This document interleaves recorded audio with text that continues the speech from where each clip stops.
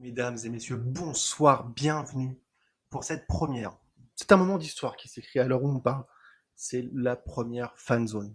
Alors déjà, merci d'être là. Déjà, on va pas se mentir, un énorme merci d'être là. Ce soir, c'est le Twitch game qu'on casse. Ce soir, on écrit l'histoire. Ce soir, on fait de grandes choses. Aujourd'hui, on va parler sport. Et pour le plus longtemps possible, on parlera sport. Que vous soyez novice, expert en basket, en foot, en curling, en hockey sur gazon, peu importe le sport, on est là. On est là pour découvrir, pour apprendre, pour s'amuser aussi, surtout pour s'amuser. On est là pour kiffer. Voilà. Ça s'adresse à tous, ça s'adresse vraiment à tous, c'est un moment de partage. Ce, ce Twitch, cette chaîne Twitch, ce stream, c'est le café des sports. C'est le café des sports, on est là, on parle, on échange, on apprend, on discute, on déconne. On passe juste un bon moment. On parlera de tous les sports, que ce soit essentiellement, je vais pas vous mentir, il y aura du foot. Si vous n'aimez pas le foot, chaud, chaud. On va pas se mentir, si vous n'aimez pas le foot, vous allez peut-être, je dis bien peut-être, vous faire chier. On peut le dire, on est entre nous. Si vous aimez le basket, vous verrez vous avez vu les maillots derrière moi, je vais pas vous mentir, on va kiffer. On va parler NBA, on va parler hockey sur glace, on va parler NFL. Je sais qu'il y en a quelques-uns parmi vous qui est un des adeptes de NFL et on en parlera. On parlera aussi évidemment Formule 1, l'actualité récente est propice. On parlera MotoGP, on essaiera de parler aussi de tous les sports, ceux auxquels on pense pas forcément. Voilà, le moment, c'est un moment de partage, un moment d'apprentissage. Ça sera, on va pas faire des débats pour savoir qui est le meilleur entre Messi et Ronaldo. On fera pas 46 épisodes sur la crise hivernale au PSG. Si vous voulez ça, il y a RMC. Ils ont plus de budget, ils ont plus de moyens, et l'avantage c'est que si vous loupez une semaine, la semaine d'après ils reparlent de la même chose. Il n'y a pas de souci. Ici, on va se remémorer qu'avant d'être des chiffres, d'être des stats, d'être des analyses, c'est juste des émotions, c'est juste des moments de vie. Voilà, on va essayer de se souvenir qu'on a découvert des sports quand on était gamin, grâce à des champions, grâce à des moments, grâce à des actions des gens, grâce à des coups de cœur. Et voilà, c'est juste ce côté, se dire, voilà, on donne des fois, on met la lumière sur des gens qu'on a oubliés, sur des sportifs qu'on a oubliés, sur des histoires oubliées aussi, en préparant certains thèmes pour les émissions à venir, car oui, c'est pas un one shot, il y aura d'autres émissions. Je fais déjà du teasing là, je vous préviens, il y aura de la suite. Ouais, je suis comme ça. Euh, voilà, il y a des histoires qui méritent d'être connues, que parfois des années, des décennies, presque des siècles pour certaines, nous ont fait oublier. Du coup, voilà, le côté, c'est de se dire, on kiffe, on kiffe, on kiffe, on kiffe. Je vois déjà des réactions dans le chat. Alors, Ibarus, l'OM, on n'en parlera pas de suite, parce que c'est un stream de sport ici, on fait pas dans le cirque. Les Lakers, Black Phoenix, on en parlera aussi évidemment. Mais vu qu'aujourd'hui on va se concentrer sur les meilleures équipes de la saison, pas dit qu'on parle des Lakers. Malheureusement, on parlera pas forcément des Lakers. Voilà, Kobe le GOAT, ça reste à voir. Pour certains, je sais que c'est un sujet sensible. Voilà, donc pour en revenir à l'ADN de la chaîne, c'est vraiment passer un bon moment, prendre du plaisir, découvrir, apprendre, échanger, que ceux qui ont la connaissance sur des domaines puissent aider ceux qui maîtrisent moins. On se perdra dans nos recherches, dans nos sujets. Voilà, si c'est pas un exposé, on a fini d'exposer l'époque des exposés de sixième, on va se perdre, on va se perdre dans des recherches, on va juste glisser, on va glisser, voilà. On va se retrouver des fois à chercher des trucs qu'on n'aurait même pas pensé qu'on allait aborder le sujet. C'est pas grave, c'est pas grave, c'est aussi ça. Voilà, c'est parfois découvrir des petits moments de vie, des petits moments d'histoire, se remémorer. L'actualité sportive fait qu'il y a toujours matière euh, à rebondir, à apprendre, à découvrir, à se remémorer. Donc c'est aussi ce moment-là, c'est aussi ce projet-là que j'ai, c'est de se dire, voilà, on partage. C'est aussi l'idée première de la chaîne, c'est de se dire, on a tous des coups de cœur, on a tous des sportifs qu'on aime, qu'on adore, des sports même aussi, de manière générale qu'on aime. Et c'est de se dire, voilà, aujourd'hui, c'est une plateforme d'échange. On se retrouve tous sur un lieu commun, c'est cette chaîne. et on prend du bon temps, on prend du plaisir à se dire, voilà, on partage nos souvenirs, nos petites Madeleines de Proust, et on n'oublie pas l'ADN même du sport, c'est juste un formidable, incommensurable vecteur d'émotion. Et voilà. Donc je pense avoir fait un tour assez concis de la chaîne. J'en profite pour remercier le premier, le premier follower en live, Fanount. Je ne peux que te remercier. Bienvenue, bienvenue. J'en profite aussi pour remercier ceux qui se sont inscrits, qui étaient déjà au courant du lancement de la chaîne. Ananuts, Ibarus, qui déjà nous parle de l'OM. Owen Raina, merci à toi. Werin114, un grand merci. Je sais aussi qu'il y a Nabilon Fekir que j'ai pas eu le temps de remercier. Nabilon Fekir qui n'a rien à voir avec le vrai Nabil Fekir. Hein. Il n'y a pas de champion du monde sur la chaîne. Pas encore, on sait jamais. Voilà. Donc voilà, c'est vraiment ce projet, de se dire on se retrouve tous ensemble pour découvrir, passer un bon moment. Et je vous propose, vous en faites ce que vous voulez. Ceux qui sont pas d'accord, bah, vous pouvez partir. On va rester quand même, ça peut valoir le coup. De se pencher sur l'actualité récente, et pas n'importe laquelle. On va parler, vous l'aurez compris au décor derrière moi, on va parler NBA. Puisque cette nuit, un Français a remporté une magnifique récompense individuelle, pas n'importe lequel. On va parler de celui que les Anglais, enfin, du moins les Anglo-Saxons, les Américains appellent Rudy Gobert. Rudy Gobert, voilà, pivot français, qui fait de très, je leur dis encore une fois, très grandes choses en NBA. Rudy, il a pas le temps. Rudy, il écrit l'histoire. Voilà. Rudy, il est arrivé. Bon, à la base, le mec, il vient de Saint-Quentin dans l'Aisne. Je sais pas s'il y en a qui ont déjà été à Saint-Quentin. C'est pas Disneyland, hein. C'est dans les Hauts-de-France. Alors attention, j'ai rien contre Saint-Quentin dans l'Aisne. Disons que bon, si tu choisis un coin touristique, tu penses pas forcément à Saint-Quentin.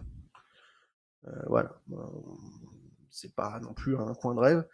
Rudy, il est né à Saint-Quentin, il est arrivé en NBA, il était relativement très jeune, drafté, je crois, à 20 ans, bon, un draft 2013, si je dis pas de conneries, dans une franchise du côté des Mormons, du côté de Salt Lake City, dans le Utah. Voilà.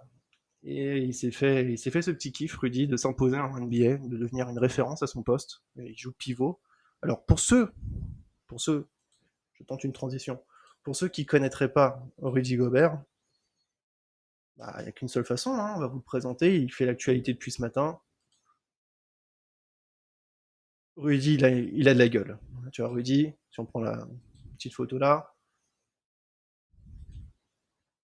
Rudy, il a du style. Rudy, il a des muscles. Rudy, il est tanké.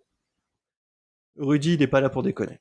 Alors c'est sûr, c'est pas un enfant de cœur. Hein. Il a des bras qui font 4 fois mes cuisses à peu près. Ce qui n'est pas une référence, mais faut le dire quand même. Voilà, il a de la gueule et aujourd'hui, pour la troisième fois dans son histoire, il est élu meilleur défenseur de NBA. Alors concrètement, qu'est-ce que ça implique? C'est tout simplement, bah, comme son nom l'indique, un jury jury de 100 personnes du monde du journalisme de la NBA qui se réunit pour élire parmi les environ 450 joueurs. Il faut savoir qu'en NBA, c'est 30 équipes fixes de 15 joueurs. Donc faites les calculs, hein, pour les plus matheux d'entre vous, ça fait 450 joueurs. Voilà, ils se réunissent, chacun est éligible, chacun donne son vote, son premier, son deuxième, son troisième. Et Rudy, bah, Rudy, il n'est pas venu là pour déconner, hein, il a été chercher son petit trophée. Et il a fait du très propre. Il a fait du très propre. C'est la troisième fois, il a déjà été élu meilleur défenseur de la NBA en 2018 et 2019, si je ne dis pas de bêtises. Et voilà, c'est un exploit assez fort qui fait, c'est simple, avant lui, il n'y a eu que 3 joueurs à faire aussi bien, voire mieux. Il y a eu Dwight Howard, un autre pivot. Alors, juste une petite transition. Excusez, hein, je débute encore.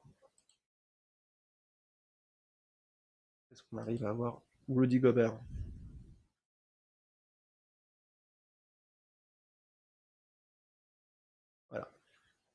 Donc il a été nominé cette nuit. Il fait un score assez fou. Voilà, c'est-à-dire que sur les 100 votes, sur les 100 votants qu'il y a eu sur ce trophée, il y en a juste 84 journalistes qui le mettent premier. Ce qui est assez fou parce que c'est un milieu très compétitif. Souvent, souvent dans l'histoire, il y a eu priorité de vote à certains joueurs américains, même si la NBA tend à s'internationaliser, on le verra sur d'autres trophées. Et voilà, c'est-à-dire que sur 100 personnes, on annonçait une élection assez serrée. Il y avait deux autres candidats majeurs, c'était Ben Simmons et Draymond Green, qui font deuxième et troisième du coup, puisqu'ils étaient annoncés déjà depuis quelques jours en tant que finalistes. Et du coup, voilà, c'est assez monstrueux. 84 voix sur 100 pour Rudy Gobert. C'est une fierté parce que déjà des joueurs non américains récompensés, il y en a de plus en plus, mais c'est un phénomène très récent. C'est quelque chose qui fait toujours plaisir à voir parce que c'est un sport américain dans tout ce qu'il y a de plus, dans ce qu'il y a- tout ce qu'il y a de plus américain. Et de voir des Français, alors, évidemment pour les plus néophytes d'entre vous, il y a eu Tony Parker, connu, connu comme le visage du basket français, qui s'est déjà imposé, qui a déjà gagné des trophées collectifs avec sa franchise de San Antonio. Il y a eu Boris Dio, dont vous avez le magnifique maillot des Suns, qui a été élu joueur ayant le plus progressé. On aura l'occasion de revenir dessus juste après. Mais Rudy, voilà, Rudy, il fait du Joachim Noah aussi, qui a eu une belle carrière. Nicolas Batum aussi. Mais Rudy Gobert, voilà, c'est vraiment en termes de trophées, en termes de prestance, en termes de parcours, voilà, c'est un joueur qui fait énormément de bien. C'est pas ce qu'il y a de, c'est pas ce qu'il y a de plus technique, c'est pas forcément ce qu'il y a de plus joli à voir, mais ça reste assez monstrueux. Alors, je vois Ibarus qui met dans le chat, Rudy, bientôt meilleur joueur français à avoir joué en NBA. Il peut très sérieusement commencer à discuter, de mon point de vue, même si Tony Parker aura toujours une classe à part parce qu'il a le succès. Il a eu le succès collectif, il a eu les titres. Ça a été le pionnier parce que même s'il y a eu d'autres joueurs comme Tariq Abdul-Wahad avant lui, ça a été vraiment le premier joueur à laisser une véritable empreinte en NBA. Après, Rudy Gobert, à force de glaner des titres, si jamais il va chercher un titre de champion en fin de saison avec Utah, ou dans les années à venir, on peut très clairement parler d'un véritable candidat.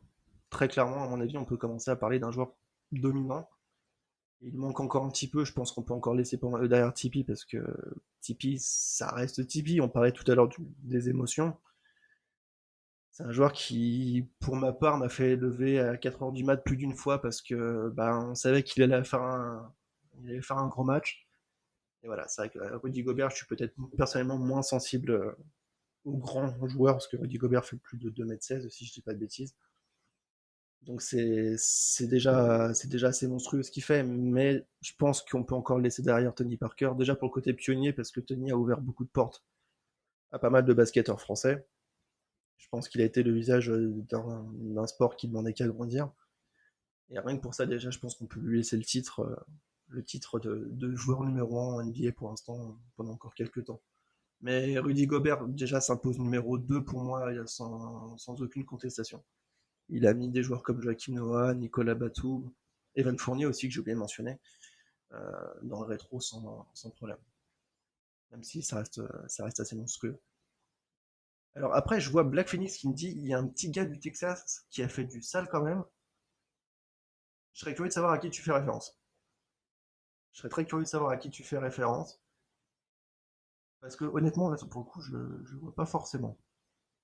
Et je vais être honnête. Il n'y a pas eu forcément de débat sur le vote.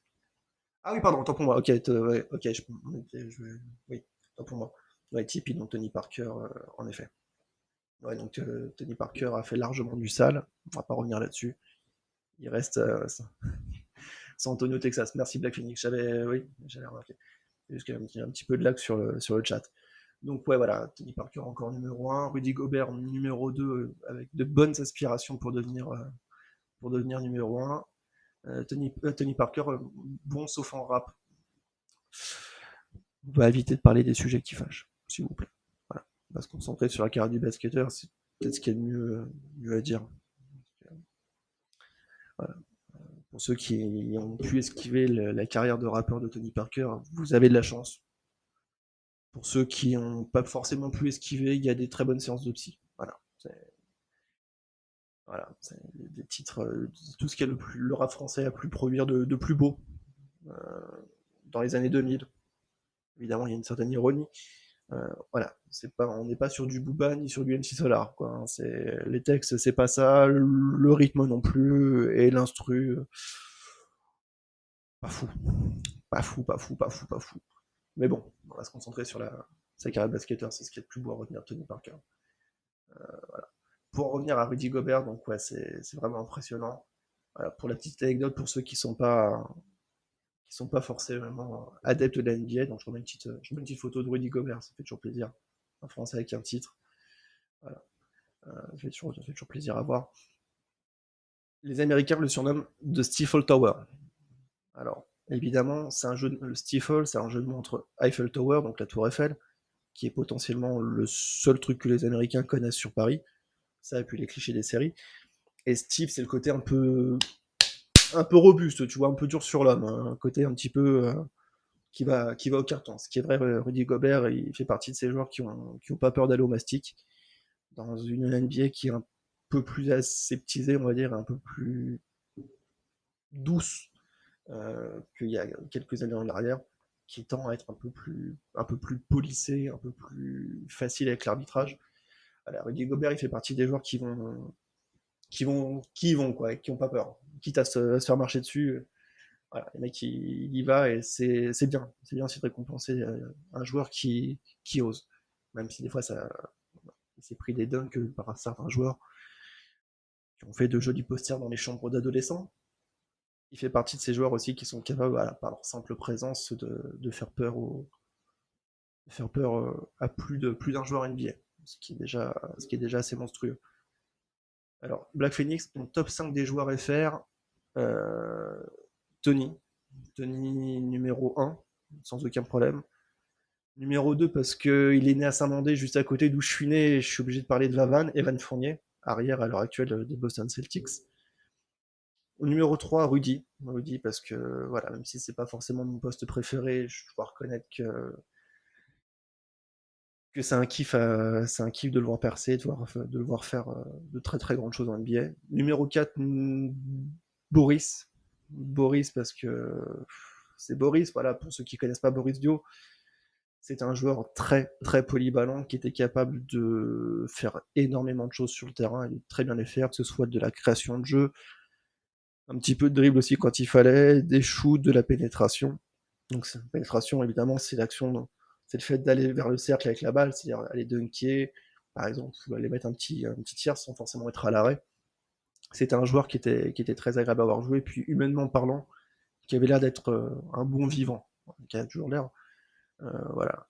Je crois qu'il est devenu un petit peu vigneron depuis la fin de sa carrière il y a quelques années. Et il a bien raison, grand amateur de vin et de café, si on en croit certaines publicités de ces dernières années. Voilà, Boris c'est vraiment un joueur, je pense, il fait partie de ces joueurs qu'on ne peut pas aimer, si on aime les gens, les bons vivants, les gens sympas, les épicuriens. On est obligé, je pense, on est vraiment obligé d'aimer Boris. Et du coup, ça m'en fait 4. Et le cinquième, je serais tenté de dire Michael Gelabal, parce qu'un mec qui s'appelle Gelabal au basket, je trouve ça toujours très drôle. Euh, je suis pas forcément décidé, je suis sûr d'en oublier un. Euh, en vrai, je réfléchis. Non, j'ai mon candidat. Non, ce sera pas Joachim Noah. Ce sera pas Joachim Noah. Je respecte énormément le joueur, mais je le mets pas dans le top 5. Euh, Alors, si on parle en termes de qualité pure du joueur, je le mets cinquième. Si le top 5, c'est vraiment dans le sens Qualité sportive, j'inclus Joachim Noah dans mon top 5. J'inclus même plus haut que la 5e place. Si on parle sur le pur aspect affectif, je vais largement inclure Michael Pietrus dans mon top 5. Voilà, parce qu'il y a un joueur qui dunk tellement haut et tellement sale qu'il s'est surnommé Air France par toute une salle. Je trouve ça classe. Voilà. Air France, voilà, un côté qui plane, qui se développe. Voilà, c'était lui aussi un beau bébé. Et juste pour le kiff de remettre aussi Michael Pietrus à l'ordre du jour, lui qui a arrêté sa carrière, je crois, il y a un petit paquet, enfin sa carrière NBA qui s'est arrêtée il y a un peu plus de 10 ans, si je dis pas de bêtises, ou du moins pas loin. Ça fait toujours plaisir de remettre un petit peu des anciens joueurs à l'ordre du jour, même si beaucoup, je pense qu'on est une génération de Français qui se développe en NBA. Je crois qu'il y a peu de choses près, entre 15 et 20 joueurs français en NBA à l'heure actuelle, ce qui en fait un contingent énorme, parce que je crois qu'on est le deuxième pays derrière les Américains en termes de représentation. Donc c'est bien aussi de voir que le basket français a su se développer, a su suivre l'internationalisation du sport après les JO de Barcelone en 92 avec la fameuse Dream Team. Et on en parlait un jour pour ceux qui découvrent. Sûrement sur le papier, sans aucun doute, la plus belle équipe de l'histoire. Voilà, c'est parmi cette génération dorée de 92 a permis aussi de développer le sport de manière internationale avec l'expansion d'Internet et autre chose. On a eu la chance d'avoir des joueurs comme Boris Dio et Tony Parker qui ont permis aussi de développer et de servir de modèle pour une nouvelle génération. Et ça a permis aussi de développer de belles choses. Ça, je pense que c'est vraiment quelque chose voilà, sur lequel il faut surfer. On a des très beaux porte-drapeaux du basket français à l'heure actuelle, que ce soit en NBA ou ailleurs. Et en vrai, ça fait vraiment plaisir à voir. Donc, je voulais commencer ce premier live avec une note un peu cocorico, parce qu'un Français qui gagne un trophée individuel en NBA, ça fait toujours plaisir. Je pensais que c'était lui rendre un peu plus justice de mettre Rudy d'entrée en top trending. Si on se focus un petit peu sur les autres trophées NBA, on va parler du plus important, celui du meilleur joueur. Du meilleur joueur. Nikola Jokic, vous avez normalement ici à l'écran. Pareil, un beau bébé, très très beau bébé. Je crois, pareil, on n'est pas loin des deux, un peu plus de 2,15. Pivot du côté de Denver, qui n'est pas juste la ville du dernier dinosaure, mais aussi une belle ville dans le Colorado. Voilà, c'est pareil, c'est un joueur alors, qui joue le même poste que Rudy Gobert, c'est-à-dire dans la catégorie, si on prend en termes de taille, qui joue pivot dans la catégorie des très très grands. Par contre, sur un style très différent. Peut-être plus léger en défense, moins imposant, mais techniquement, c'est un joueur, c'est un bonbon. C'est un bonbon à avoir joué.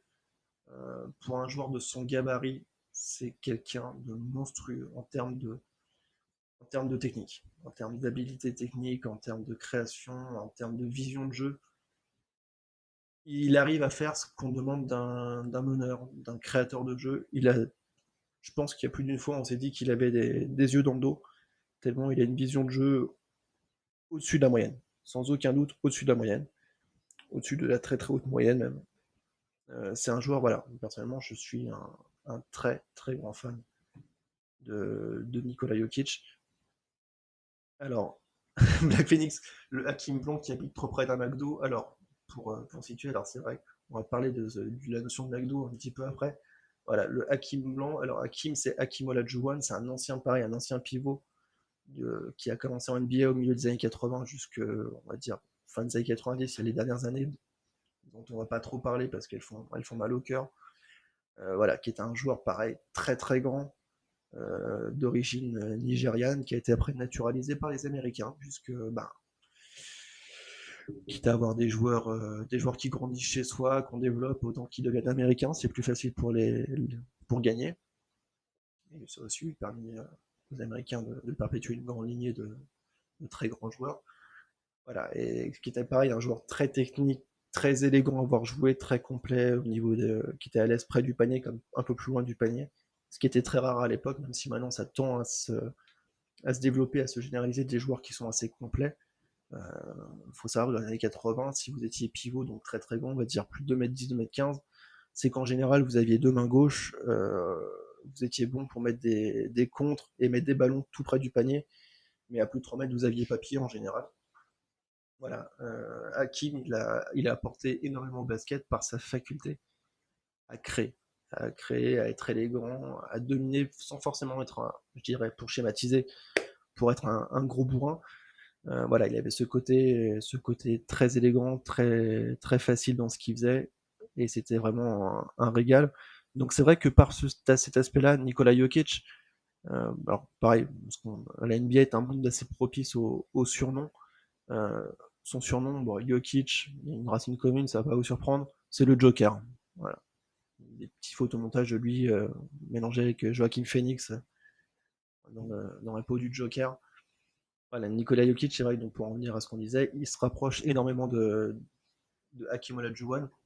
Hakim Olajuwon, pour info, le surnom c'est The Dream, le rêve. Voilà, ça vous classe le niveau du mec. Hein, c'est pas donc, niveau surnom, c'est mieux que le plombier par exemple ou le boucher des tempes.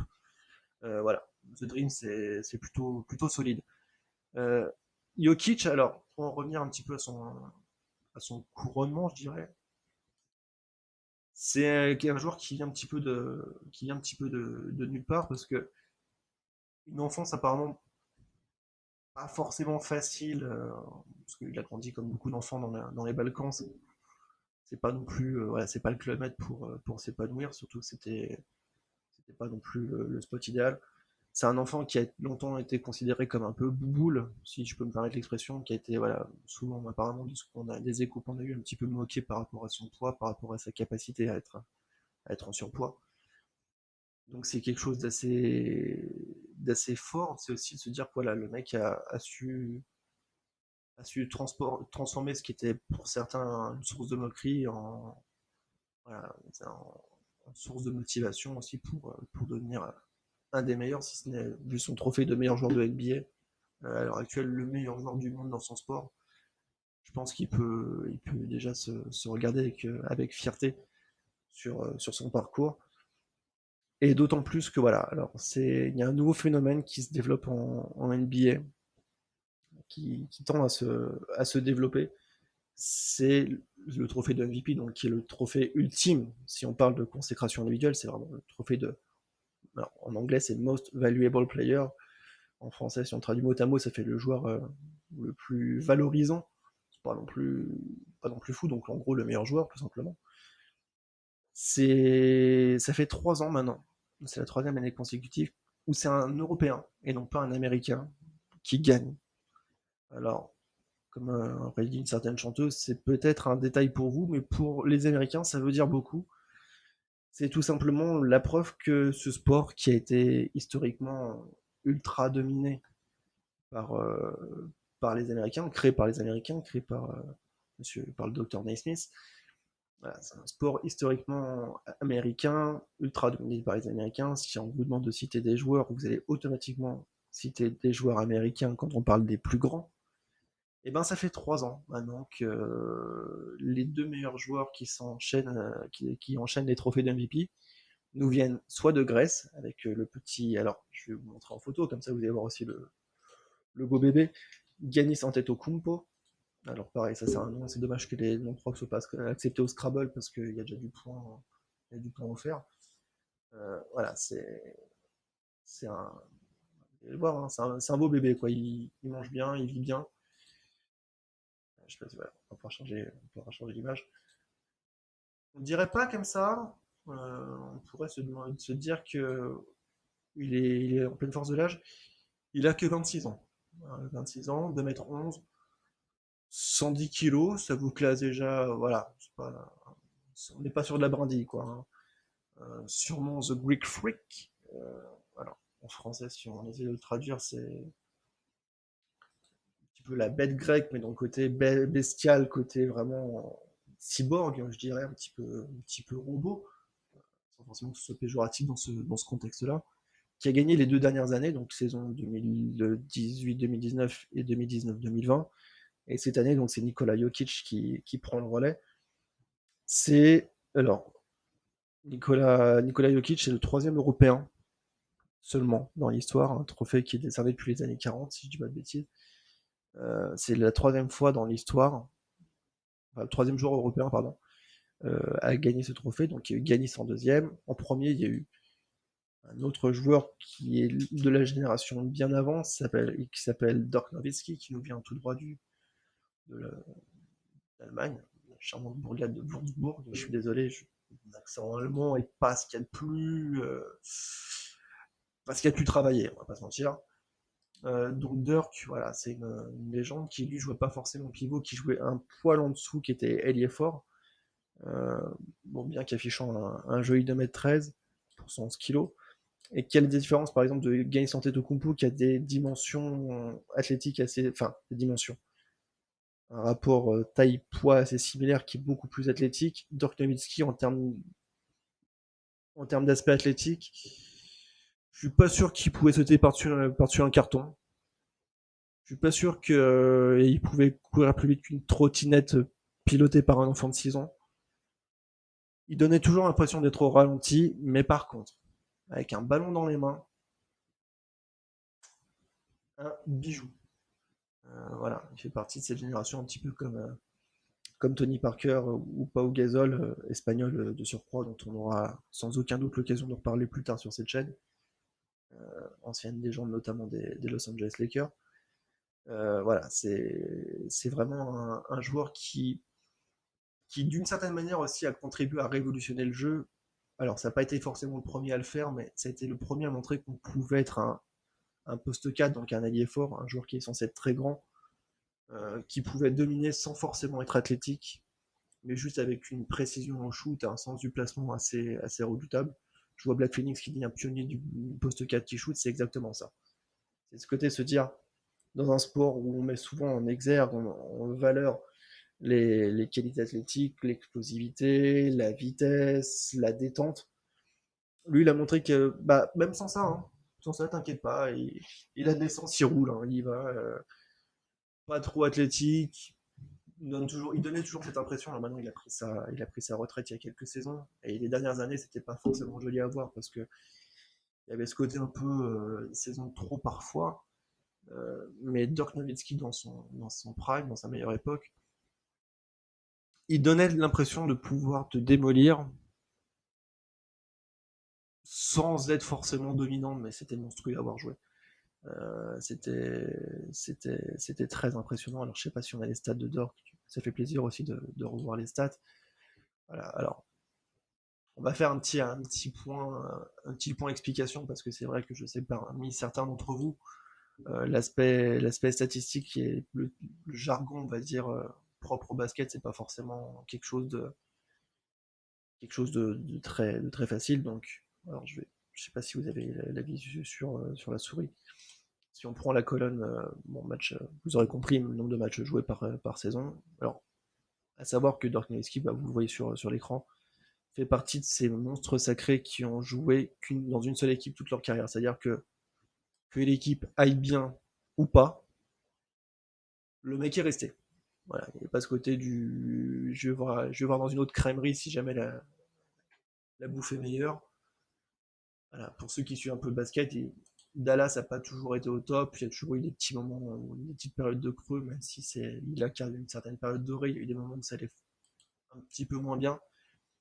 Il fait partie de ces rares joueurs qui sont restés coûte que coûte dans leur équipe, qui ont relevé les manches pour aller chercher un petit peu la reconquête du succès. Et ça, personnellement, je trouve que c'est quelque chose d'assez fort. C'est parce que à l'heure actuelle en NBA, on a certains joueurs qui ont une certaine tendance à aller chercher la facilité, de se dire bah, on se regroupe entre très grands joueurs pour essayer de dominer, ce qui donne parfois des équipes très très jolies à avoir joué, mais qui dénature un peu l'équité sportive. Après, ça reste un business malheureusement, en plus d'un sport.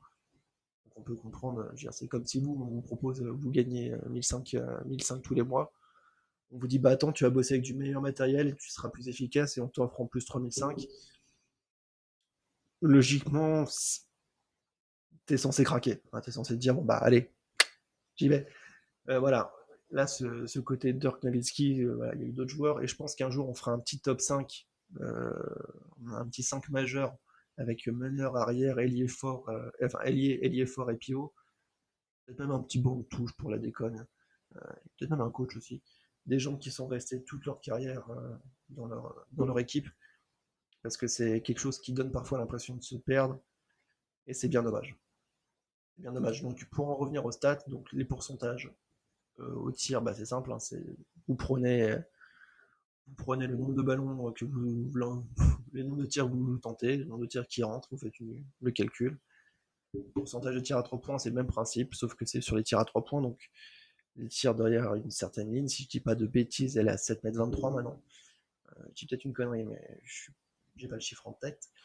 Voilà, donc c'est pareil, c'est les shoots qui sont censés être plus durs. Donc quand je disais tout à l'heure, Dirk Nowitzki était l'incarnation des grands qui savaient shooter, c'est-à-dire que sur des tirs à 3 points qui sont des tirs assez compliqués à mettre par définition, le mec fait une moyenne à 38%. C'est-à-dire que tu prends son shoot, il en rentre 38. Ça peut sembler peut-être peu pour le Béotien, merci Flo, merci Black Phoenix de confirmer pour cette net 23. Ça peut sembler peu de se dire que bah voilà, pour un mec dont c'est le métier, de mettre que 38 shoots sur 100, faut se rendre compte que ça c'est sur des matchs qui durent 48 minutes, 4 fois 12 minutes en NBA, avec le fait que c'est un sport qui est très vite, très rapide, c'est-à-dire que tu fais beaucoup d'allers-retours entre les deux côtés du terrain. Donc avec les changements d'appui, la fatigue que ça entraîne, le fait que tu joues dans des salles qui sont souvent surchauffées parce qu'avec la lumière des projecteurs, c'est un rythme à prendre. Ouais, c'est pour ça qu'on dit que par exemple, si tu compares les ratios de shoot qui rentrent entre des entraînements où tu es dans des très bonnes conditions et des shoots en match, bah, c'est incomparable parce que déjà tu as des gens qui défendent sur toi. Hein. Le principe du match, c'est que tu as toujours un mec qui veut marquer et un autre qui dit bah non, tu marqueras pas. Donc c'est toujours un petit rapport de force. Donc c'est vrai que de voir des pourcentages comme ça, je trouve que c'est bien aussi de remettre en lumière des joueurs comme Dirk Nowitzki qui ont été des joueurs novateurs dans ce qu'ils ont pu apporter. Je trouve ça bien. Pourcentage de lancers francs, alors ça, les lancers francs, c'est les fameux shoots à l'arrêt les fameux shoots à l'arrêt que vous voyez quand il y a une faute où ils sont tout seuls face au panier, personne ne bouge et ils essayent de mettre le ballon dans le panier. Les rebonds, c'est juste quand le ballon, un tir adverse ou un tir de son équipe ne rentre pas, c'est celui qui est le premier à récupérer le ballon quand il retombe. Donc ça prouve que voilà, c'était pas un joueur ultra dominant qui, par rapport à 80% des joueurs à son poste, était presque pâteau, je dirais, d'une certaine manière. Il a des ratios, tout ce qui est plus honnête, c'était pas forcément son point fort, mais il le faisait. Voilà, c'est un style de joueur novateur, beaucoup plus dans la création que d'autres avant lui à son poste. Et voilà, je trouve que c'est bien de remettre aussi l'emphase sur Dirk Nowitzki, qui a été le premier pivot européen à soulever le trophée. Donc ça, c'est en 2007. Voilà, certains d'entre vous étaient peut-être très très jeunes, mais c'est quelque chose je trouve que c'est quelque chose de fort d'être le premier d'un continent à aller soulever le trophée ultime. Il couronnera sa carrière aussi avec un titre de champion en 2011. Donc il sera le leader historique de l'équipe. On aura peut-être l'occasion de reparler un beau jour de ce trophée. Et pareil, avant les Européens, il y a eu, j'allais dire, deux joueurs. Un joueur et demi, si on est un peu pointilleux, qui ont été non européens à aller soulever le trophée de MVP. Juste avant lui, alors pareil, dans la catégorie pas athlétique pour un sou, mais terriblement efficace, on a Steve Nash. Je pense que la photo de Steve Nash, je ne sais pas si on a une photo forcément récente. Voilà. J'ai pas pris la photo, je suis désolé, j'ai pas pris la photo, il a le meilleur profil. Euh, Steve Nash, lui, alors c'était l'inverse, hein, c'était un meneur de jeu. Physiquement, vous voyez, il a pas un look de bodybuilder, si je peux me permettre. Athlétiquement, pareil, c'était assez rapide sur les appuis, mais en termes de détente, c'était pas fou. Par contre, pour ceux qui veulent le découvrir, faites-vous un top 10 des actions de Steve Nash. C'est du velours. Voilà, pour ceux qui veulent découvrir la NBA, pour ceux qui veulent redécouvrir certains beaux moments, le top 10 de Steve Nash, c'est un bonbon. C'est une boîte de bonbons Haribo. C'est du dragibus en veux-tu, en voilà. c'était juste un régal, c'était juste monstrueux. Et c'était un grand plaisir à voir jouer. C'était un joueur qui avait une vision de jeu hors du commun et qui était un régal à observer au quotidien. Et avant lui, on en a parlé brièvement tout à l'heure, Hakim Olajuwon. Alors, c'est lui que j'ai inclus dans mon et demi, c'est que, comme je l'ai dit tout à l'heure, il est né au Nigeria, mais grandi, il a été accueilli à Houston. Alors, c'est pas forcément pareil la meilleure photo, mais il a été accueilli à Houston où il a fait une grande partie de sa carrière, donc il a été naturalisé américain. Mais au moment de son trophée de MVP en 94, il est américain. Donc ça fait aussi un petit comment il est nigérian. Donc c'est pour ça que je l'inclus aussi dans la catégorie des joueurs pas forcément américains qui ont pu soulever le trophée. Voilà, c'est que il a joué pour les deux camps. Donc voilà, c'est un trophée, voilà, c'est le trophée majeur. À l'heure actuelle, il est propriété de Nikola Jokic pour toute la saison prochaine. On se reverra sûrement d'ici là, au mois de juin 2022, pour élire un nouveau MVP, peut-être lui aussi. Voilà, c'est un trophée, le trophée majeur. Je voudrais aussi, alors je pense pas qu'on va faire les trophées parce qu'il y en a en NBA, il y en a quand même pas mal. Je voudrais juste aussi remettre un petit coup de projecteur sur Tom Thibodeau que vous voyez là. Alors, qui lui, bah, vous l'aurez deviné vu la photo, il n'a pas gagné le trophée de meilleur joueur de la saison, il a gagné le trophée de coach de la saison, coach Thib. Euh, Tom Thibodeau, c'est un coach qui avait d'une certaine manière régné sans être couronné sur la NBA il y a ça 10 ans, du côté du Chicago, avec les Chicago Bulls, franchise on ne peut plus mythique grâce à Michael Jordan, entre autres, fin des années 80, années 90. Voilà, c'était notamment l'entraîneur on en a parlé tout à l'heure, de Joachim Noah, quand il arrivait en NBA.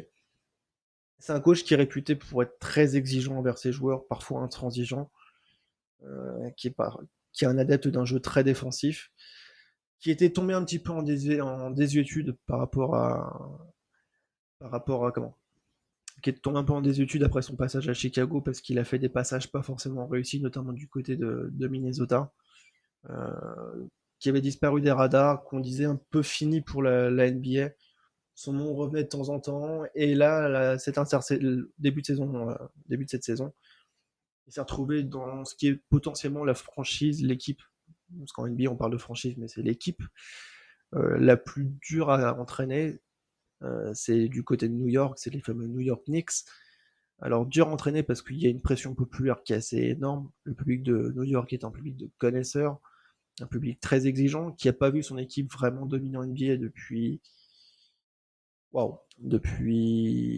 plus de 25 ans, on va dire, 20-25 ans. Ils ont gagné que 2 titres, c'était au tout début des années 70, donc autant te dire que les fans de New York qui sont sur les dents, dès qu'il y a un soupçon de voir une star arriver, c'est Noël.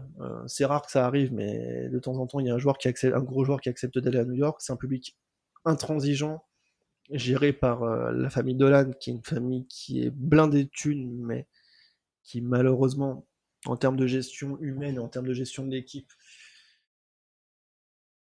bah, c'est un peu comme si tu files une multinationale à un enfant de 6 ans. C'est pas forcément ce qu'il y a de mieux. Bah voilà, c'est un peu la franchise de New York, c'est-à-dire qu'ils ont du pognon, mais ils le dépensent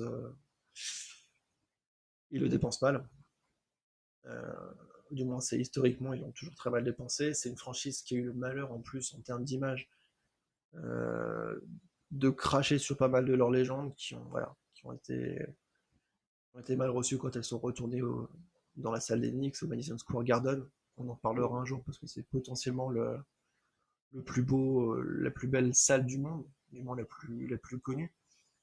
Donc voilà, les Knicks, c'était une franchise qui était à la dérive. C'est une franchise voilà, qui se morfond enfin, du moins, qui se morfondait dans les bas-fonds du classement. On les pensait encore cette année condamnés à lutter pour éviter la dernière place. Parce que ça faisait pas rêver. Il y avait un côté ça peut aller mieux, mais ça ira pas chercher les playoffs. Les playoffs, pour ceux qui ne le connaissent pas, C'est là où les 8 meilleures équipes de l'ouest du pays s'affrontent, les 8 meilleures équipes de l'est s'affrontent. À la fin, on prend le meilleur des deux côtés, on les fait jouer en finale, et ça nous donne le champion de la saison. Voilà.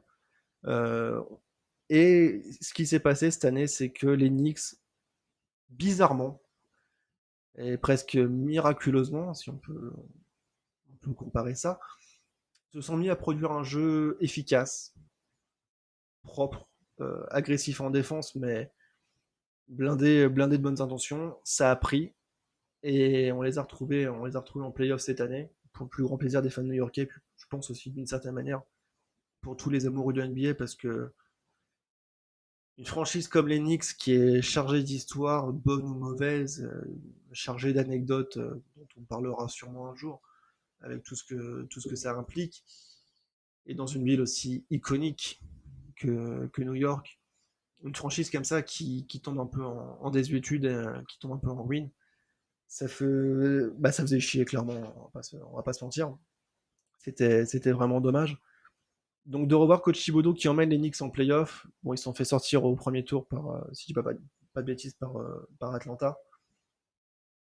Les playoffs sont encore en cours, donc je pense qu'on fera un petit débrief de la fin de saison quand la saison sera terminée. Mais voilà, les Knicks sont revenus du diable au Vauvert de manière assez inespérée, et ça fait vraiment plaisir de les voir revenir au sommet. Enfin, au sommet. Du moins de revenir une équipe non seulement potable, et, et intéressante, du moins dans ses perspectives d'avenir, ce qui était vraiment pas gagné il y a encore pas si longtemps que ça. Alors, petite précision pour ce trophée de coach. Juste avant, on a vu par exemple le trophée de MVP qui récompense le meilleur joueur. Il faut savoir que par exemple, si on parle du meilleur coach en NBA, c'est pas forcément le coach qui gagne le plus de matchs. C'est assez paradoxal, parce qu'on pourrait croire que le meilleur coach, c'est celui qui est le plus victorieux. Pas forcément. Pas forcément. Là, par exemple, coach Thibodeau gagne le trophée alors qu'ils font pas une saison extraordinaire. Je crois ils font cinquième ou sixième de leur conférence. Donc c'est pas non plus déconnant. Mais voilà, ça relève un peu le niveau des Knicks. Il faut savoir que par exemple, un des coachs les plus iconiques de la NBA, Phil Jackson, alors c'est ce monsieur-là. Voilà, je sais pas si on peut voir, si on- évidemment. Parce que voilà, je suis désolé pour la qualité de l'image. S'il y en a qui veulent enchérir sur une magnifique carte de Phil Jackson, elle a un dollar à l'heure actuelle. Voilà, ce coach-là, c'est le coach qui a le plus gagné en NBA. Il a gagné, c'est l'entraîneur notamment des Chicago Bulls sous Michael Jordan. Ça fait déjà 6 titres. C'est l'entraîneur des Lakers de Kobe Bryant, repose en paix, et Shaquille O'Neal. Ça fait 5 titres en plus. Le mec a tout gagné en termes de trophées collectifs. Il a gagné 2 trophées en plus en tant que joueur, justement avec les fameux Knicks du début des années 70. Et paradoxalement, il a gagné un seul titre de coach de l'année.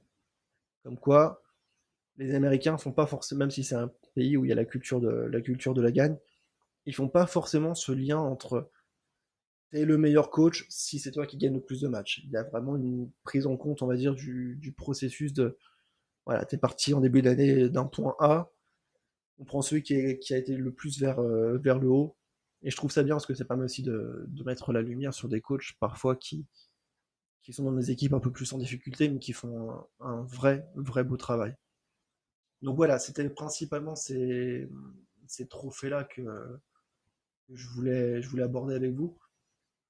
Parce que c'est voilà, c'est bien de voir aussi un petit peu les différents aspects, de remettre aussi, encore une fois, Cocorico, la pression et les spotlights sur Rudy Gobert, entre autres, sur Nikola Jokic, parce que c'est la victoire de la vieille Europe, si je peux me permettre. Voilà, ça fait toujours plaisir à voir. Et ça permet aussi, voilà, pour coach Thibodeau de réhabiliter un nom qu'on pensait un petit peu disparu des radars.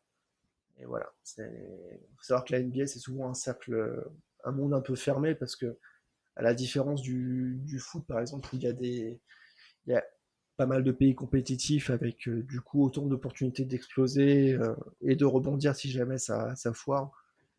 Il y a plus d'un coach qui s'est foiré en NBA qu'on n'a jamais pu revoir.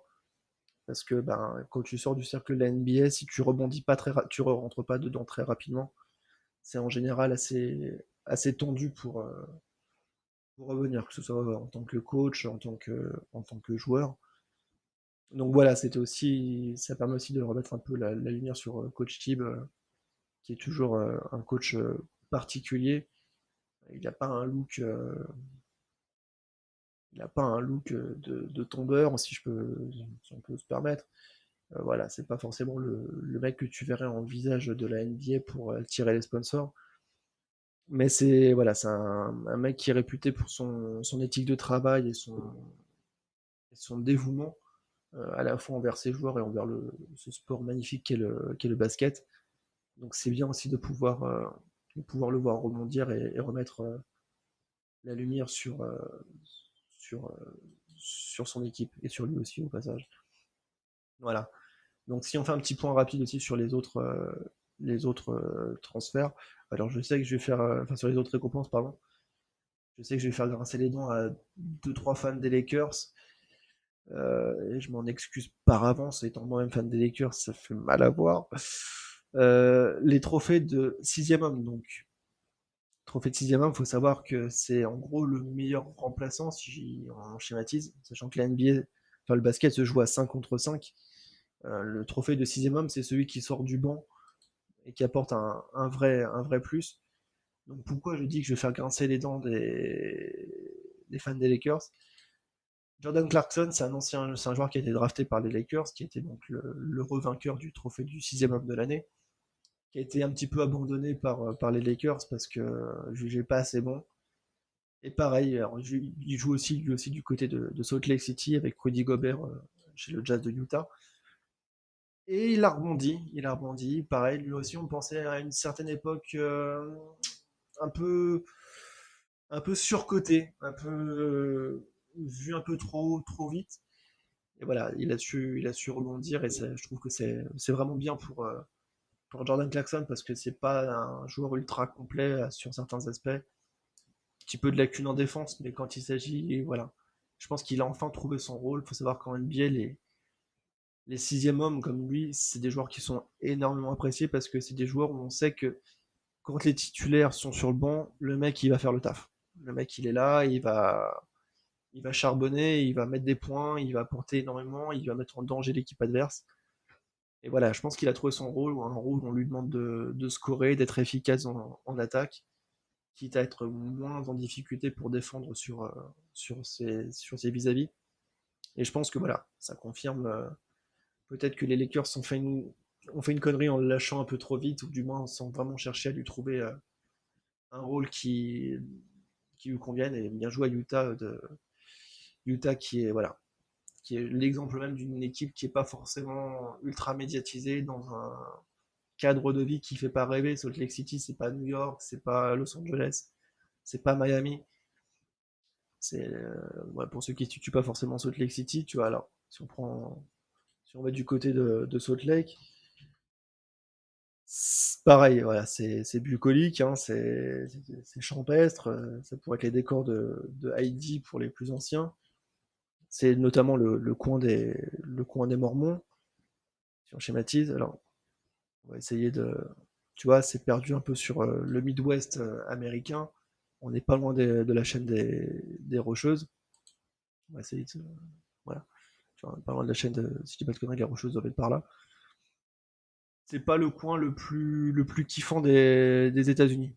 C'est voilà, faut savoir qu'en NBA, les petites équipes comme ça dans les coins entre guillemets, je schématise, les coins un peu paumés, c'est plus compliqué pour elle de s'en sortir parce que forcément les gros joueurs se rêvent plus des Strass, des paillettes de Los Angeles, de New York, de Miami, que d'aller s'enterrer entre guillemets du côté de Utah, de Minnesota, de Minneapolis, pardon, pas Minnesota. Voilà, donc c'est d'autant plus méritoire pour une équipe comme Utah qui a su se développer, qui a su faire confiance aux joueurs qu'ils ont recrutés, à leur coach aussi, Quinn Schneider, qui est encore un jeune coach qui finit troisième cette année au classement du coach de l'année.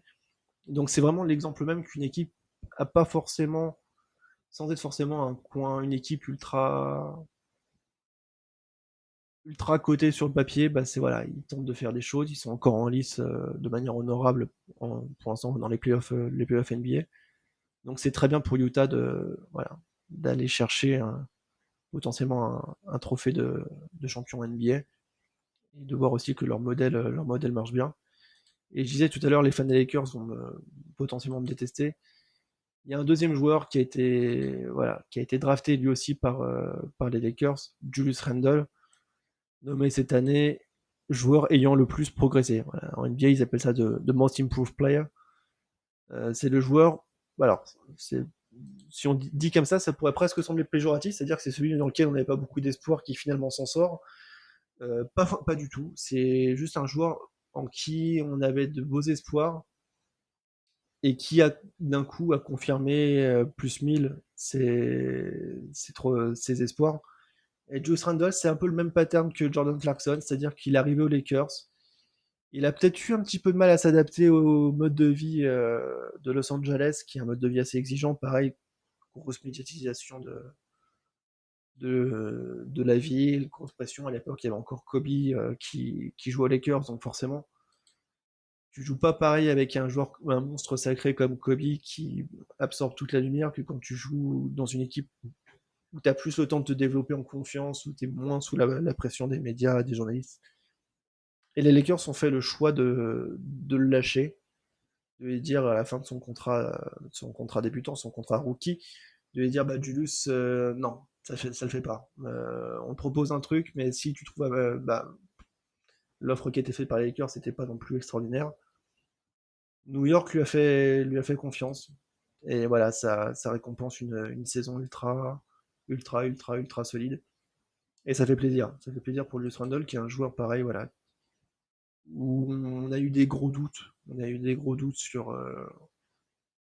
comment sur le développement de son jeu, de sa personnalité, où il a été enterré un petit peu trop vite par les médias, et de le voir rebondir, ça fait vraiment plaisir.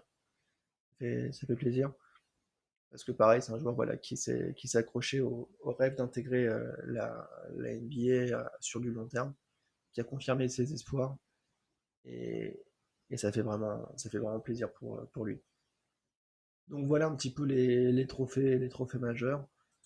Alors il y en a quelques autres, on va pas forcément rentrer dessus parce que c'est des trophées entre guillemets plus secondaires. Il y a le Sportsmanship Award, c'est le joueur entre guillemets, j'allais dire, c'est un peu le trophée du mec le plus sympa au lycée.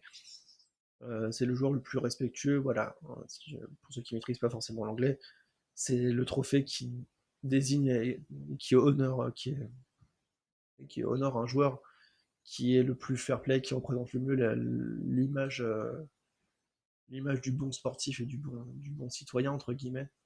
Donc c'est Drew Holiday, le meneur de Milwaukee, des Bucks, qui l'a, qui l'a, et voilà, il est réputé pour être un mec en or. Il a eu des problèmes perso aussi récemment, je crois, par rapport à, si je dis pas de conneries, par rapport à la santé de sa femme. Voilà, où il s'est battu, il a beaucoup, je crois qu'il a beaucoup œuvré pour les associations à ce niveau-là, si je dis pas de bêtises. Je garantis rien à ce niveau-là. Donc c'est voilà, ça fait plaisir de voir un joueur comme ça qui est pareil méritant, qui est un vétéran, qui est là depuis de très nombreuses années maintenant en NBA, qui va chercher ce trophée-là. Ouais, je sais bien, je trouve que c'est bien qu'on ait un joueur comme ça qui soit récompensé. Et voilà, dans la catégorie aussi trophée secondaire, mais voilà, alors, je tiens vraiment plus que jamais à le mettre en exergue, c'est Damian Lillard. Alors Damian Lillard, meneur de jeu du côté de Portland, dans l'Oregon, qui gagne le trophée de coéquipier de l'année. Ce mec-là, je pense que, alors je le connais pas personnellement, vous vous en doutez, je pense qu'humainement parlant, dans la catégorie j'ai des valeurs et je vais jusqu'au bout des choses, il se place en candidat. C'est-à-dire que le mec, je crois que ça fait 10 ans qu'il est en NBA, Tout à l'heure, on parlait de Dirk Nowitzki qui a fait toute sa carrière du côté de Dallas. Dame Lillard, pareil, il est depuis le début à Portland. C'est une franchise où on a eu beaucoup d'espoir, ça s'est jamais vraiment concrétisé. Le mec, il est resté coûte que coûte. Il a eu des ponts d'or proposés par la concurrence. Il a dit non, non, je reste, je ferai toute ma carrière à Portland. Alors, l'avenir nous dira si jamais il va jusqu'au bout des choses, mais j'y crois beaucoup. Franchement, ça ne m'étonnerait pas qu'il fasse partie, pardon, de ces joueurs qui vont jusqu'au bout des choses, même si collectivement il aura peut-être pas de bague de champion au bout. C'est un mec qui s'est battu pour son équipe, qui est resté jusqu'au bout, là où d'autres auraient quitté le navire bien avant. Et voilà, je trouve que ce trophée de coéquipier de l'année, c'est amplement, amplement, amplement mérité. Et voilà, ça fait chaud au cœur. Alors, je voudrais juste rebondir sur un petit commentaire dans le chat de Black Phoenix. Je connais très bien et dont je sais que je visais particulièrement dans la catégorie fan des Lakers. Voilà, je rebondis sur ce que je disais tout à l'heure, des jeunes qui ont été sacrifiés, comme ça, qui ont été lâchés un peu trop vite, et qui me dit qu'en effet, ça a contribué, qui ont été lâchés aussi pour libérer de la place pour l'équipe qui a été championne l'année dernière. Alors évidemment que ça a permis de développer cette équipe qui a été championne. Après, personnellement, et c'est mon avis, ça vaut ce que ça vaut, je pense que si on a des jeunes comme il y a eu Julius Randle, Jordan Clarkson, on peut aussi rajouter un autre joueur, Brandon Ingram, dans la liste. Je pense qu'on aurait pu viser aussi très très haut, peut-être différemment, avec un autre projet. Mais voilà, le projet par exemple des Lakers qui a été centré autour d'une superstar, à la base, en l'occurrence LeBron James, qui est potentiellement le joueur le plus connu en NBA à l'heure actuelle. Alors pour ceux qui ne connaîtraient pas LeBron James, euh, il faut savoir que c'est le visage du nouveau Space Jam qui va sortir cet été. Voilà, LeBron James avec un très beau sourire et des cheveux qui ont repoussé, ce qui était atteint par une magnifique calvitie il y a quelques années.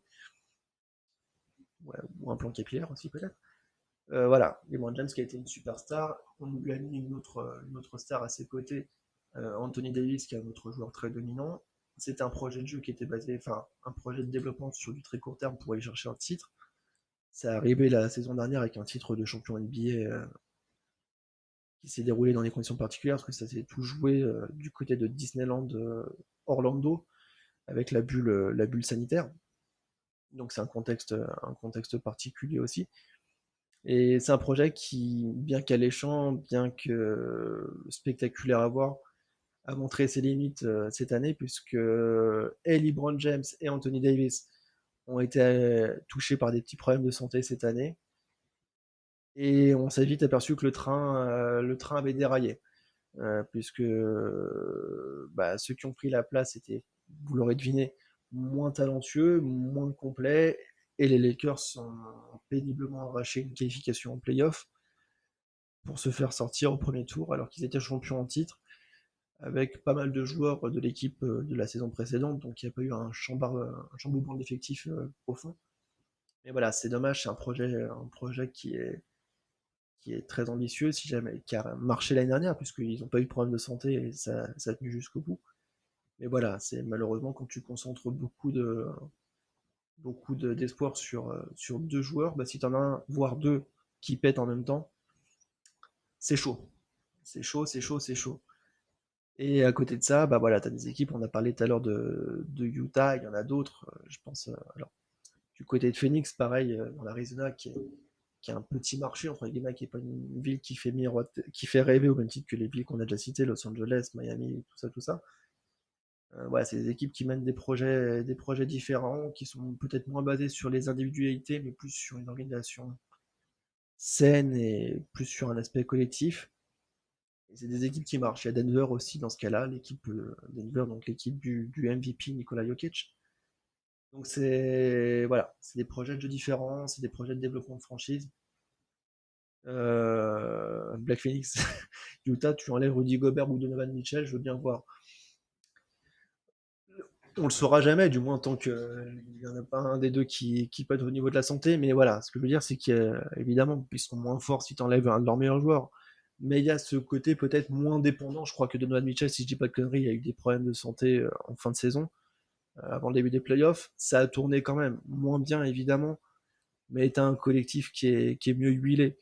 Les Lakers, malheureusement, c'est une équipe qui est très dépendante au niveau des systèmes de jeu, au niveau de l'organisation des joueurs comme LeBron James et Anthony Davis dans un second temps. Donc bah, on s'est aperçu que ça tournait malheureusement moins bien quand ils étaient pas là.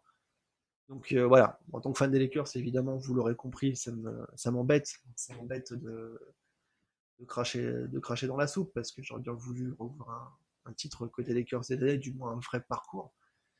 Et voilà, ça fait du bien aussi de voir des équipes qui n'ont pas forcément la lumière de manière régulière comme Utah, Denver ou Phoenix s'en sortir. Il y en a d'autres, hein, je vais pas toutes les mentionner, mais voilà, pour moi, c'est les trois exemples qui me viennent en tête quand on parle d'équipes qui sont peut-être mieux gérées, du moins de manière plus saine. Aussi parce que ce sont des plus petites équipes, donc du coup, il y a moins de pression à court terme. Ça laisse plus de temps de se développer. Des logiques comme ça de développement sur 5-6 ans, comme c'était le cas par exemple à Denver ou à Phoenix, tu peux pas le faire dans une franchise, dans une ville comme New York, Los Angeles, où tu as une pression des résultats en permanence. Voilà, c'est la ville des stars. Tu prends Los Angeles, c'est la ville où Hollywood serait, c'est la salle du Staples Center, c'est la salle où les stars se réunissent le plus. Je pense notamment à Jack Nicholson, qui est un fan à vie de Los Angeles, des Lakers. T'as Spike Lee, par exemple, le réalisateur, qui est un fan absolu, presque fanatique des New York Knicks. Donc c'est toujours ouais, c'est des villes qui sont plus soumises à la pression populaire, la pression médiatique. Donc t'as pas cette culture de développement plus posée, on va dire, malheureusement. Voilà, c'est vraiment dans du court terme, faut que ça gagne, faut que ça gagne, faut que ça gagne. Euh, et voilà, quand ça, entre guillemets, quand ça marche, c'est super. Quand ça déraille, c'est plus compliqué. Donc c'est toujours un petit peu, un petit peu dommage d'avoir des projets comme ça qui sont un peu, ça me marche ou crève, quoi. Et voilà. Donc, on va arrêter pour aujourd'hui, hein. Je trouve, on a déjà bien parlé NBA, donc j'imagine que pour ceux qui sont pas forcément fans de basket, voilà, c'est pas forcément mieux. J'essaierai, et je pense on fera un live demain sur un autre sport. On va surfer, pareil, encore une fois, sur l'actualité. On va parler de l'Euro qui débute demain avec un palpitant Turquie, Turquie-Italie à 21h. Donc, à partir de maintenant, pour l'organisation de la chaîne, voilà, je suis revenu sur un autre affichage. Vous avez en bas à gauche tous les réseaux sur lesquels vous pourrez me suivre. Donc, je vais essayer de publier les VOD des lives sur YouTube pour que ceux qui un jour pourront pas suivre l'émission puissent rattraper leur retard s'ils le souhaitent sur YouTube. Sur Insta, j'essaierai de publier, mais je pense que je vais être honnête, plus actif sur Twitter où ça sera plus facile pour interagir avec vous s'il y en a qui ont des avis, qui souhaitent échanger sur des sujets, avoir mon avis, débattre ou tout simplement aussi pour partager quelques, quelques, retweeter quelques trucs que j'aurais vus sur Internet, sur Twitter. Donc voilà, je vous invite, pour ceux qui veulent suivre le projet, bah, déjà à suivre la chaîne, pour qui ont eu oublié peut-être, pour ceux qui ont juste oublié, mais je ne me fais pas de doute, vous aurez vite rattrapé votre retard. À suivre aussi sur Twitter, sur Insta, et sur la chaîne La Femme Zone VOD, pour développer tout ça.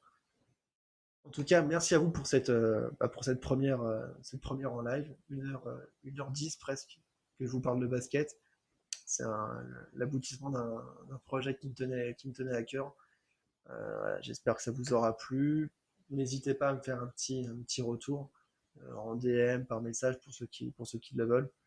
Voilà, c'est un grand merci à vous. Et encore une fois, bah, merci à tous d'être venus et merci à tous d'être restés. À plus.